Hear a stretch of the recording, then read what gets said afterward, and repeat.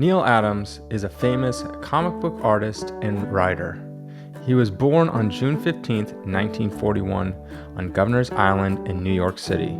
Adams attended the School of Industrial Art High School in Manhattan, graduating in 1959. After graduating in 1959, he tried to get work as a freelancer at DC Comics. Unsuccessful, he decided to turn to Archie Comics and tried to work on their failing superhero line. He made a few samples for their superhero The Fly. The editor liked one of the samples so much that he included it in The Adventures of the Fly #4, which became his first ever published work. He then started working on full-page and half-page gag fillers for Archie's Joke Book magazine, where he would make $16 for half a page and about $32 for a full page of penciling, inking, and lettering. He later left Archie Comics, not really under the best circumstances, and then turned to commercial art, working for the advertising industry. He began working at Johnstone and Cushing Agency. He worked there for about a year. Then in 1962, Adams began working at the Newspaper Enterprise Association Syndicate for the Ben Casey comic strip. The comic strip lasted about 5 seasons, ending in 1966, and it was on about 365 newspapers. He left the strip under mutual agreement, but wasn't really happy with what he's getting paid, only $350 a week, and he had to give majority of the money to the TV producers, Bing Crosby Productions. He was then approached to do a comic strip called The Green Beret that had to do with the Vietnam War.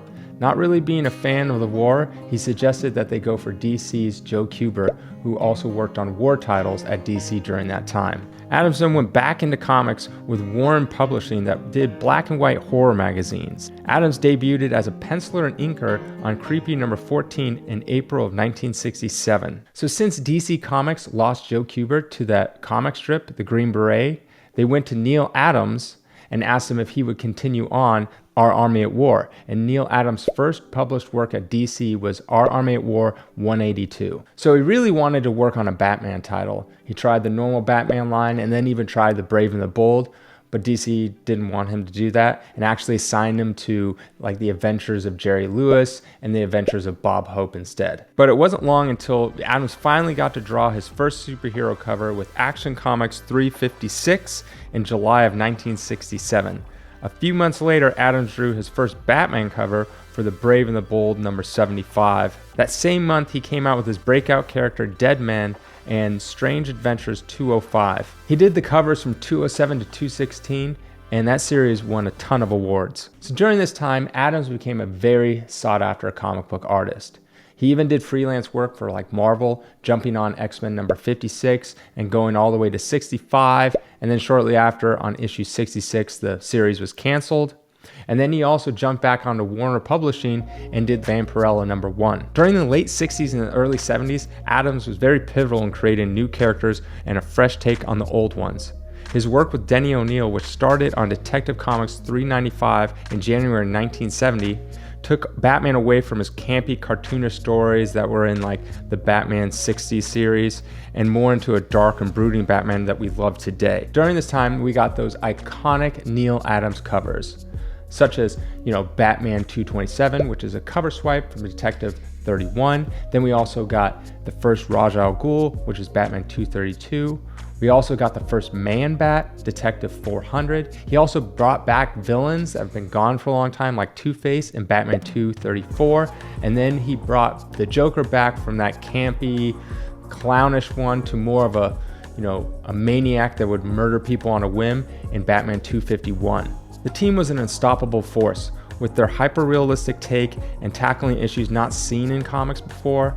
This was the beginning of a new age, and with Green Lantern #76, the new age became known as the Bronze Age. Gone were the days that comics were meant for kids. These comics were meant for adults, talking about real issues, about what's really going on in the world around us. Marvel was even joining in on the action with Spider-Man 96, where they couldn't put the seal of approval by the Comic Code Authority due to its drug use in that issue. Then a few months later, Adams and O'Neil came out with Green Lantern 85 that showed Speedy shooting up heroin on the cover. Through the 70s, Adams continued to work on DC, doing freelance work for other publishers like Marvel.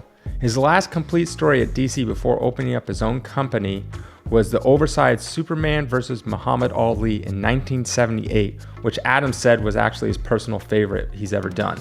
His last work at Marvel was in 1981 Bizarre Adventure magazines. In the 1980s and 90s, he mainly focused on his own company, Continuity Associates, where they would supply motion pictures with storyboards and advertising art. During this time, he would always attend Comic Cons, doing pictures with fans, signings, even doing little drawings, and that's where a lot of people interacted with him, including myself. Then in the early 2000s, he would return to comic books doing covers for Marvel and DC again. His first work at Marvel since 1981 was 2005's Giant Size X-Men number 3, and then in 2016, Adams would homage most of his iconic covers from the 60s and 70s for the new DC 52. I personally met Neal Adams a handful of times at the San Diego Comic Convention.